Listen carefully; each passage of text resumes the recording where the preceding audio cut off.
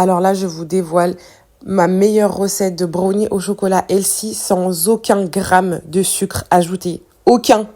C'est parti. Alors du coup, vous venez fondre dans un bol 200 grammes de tablettes de chocolat noir dessert. On rajoute 40 grammes d'huile de coco et 2 cuillères à soupe de lait de votre choix. Donc moi, j'ai mis du lait d'amande sans sucre. Vous pouvez mettre vraiment le lait de votre choix. On mélange. Quand c'est bien lisse comme ça, vous venez transvaser dans un saladier et vous venez rajouter donc 50 grammes de farine tamisée.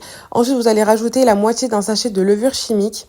On mélange le tout. Alors n'oubliez pas, moi j'ai perdu 16 kilos en mangeant de cette façon et j'ai découvert cette recette. Franchement, elle est incroyable. Je me devais de vous la montrer. Franchement, quand je vous dis que c'est trop bon, c'est juste trop bon. Genre moi, mon mari, il est pas dans la diète, etc. Mais du coup, il mange bien avec moi parce que c'est moi qui cuisine.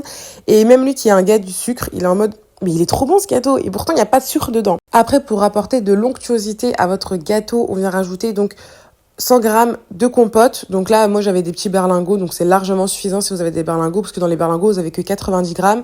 Et on va venir rajouter également 2 œufs à la préparation. On vient mélanger. Franchement, vous m'en retirez de nouvelles, vous avez intérêt à le faire. Franchement, faites-le. Je vous jure, faites-le parce que vous serez absolument pas déçus. On mélange jusqu'à obtenir une pâte qui est comme ça, très onctueuse et bien mélangée, bien lisse. Ensuite, on vient rajouter donc 45 grammes de noix et une cuillère à soupe de cacao en poudre non sucrée. Donc moi, j'ai pris du Van Houten pour ma part. Ensuite, on mélange le tout et on va venir graisser un moule avec un petit peu d'huile. Et on vient transvaser la préparation. Ensuite, je vais venir lisser un petit peu parce qu'une fois, j'ai pas fait cette opération et mon gâteau, il était plus fin d'un côté que de l'autre. Franchement, j'avais le seum. Donc voilà, faites-le. Ensuite, le beurre de cacahuète, c'est vraiment trop bon. Donc je mets du beurre de cacahuète dans mon gâteau et vous venez créer comme un petit marbré comme ça.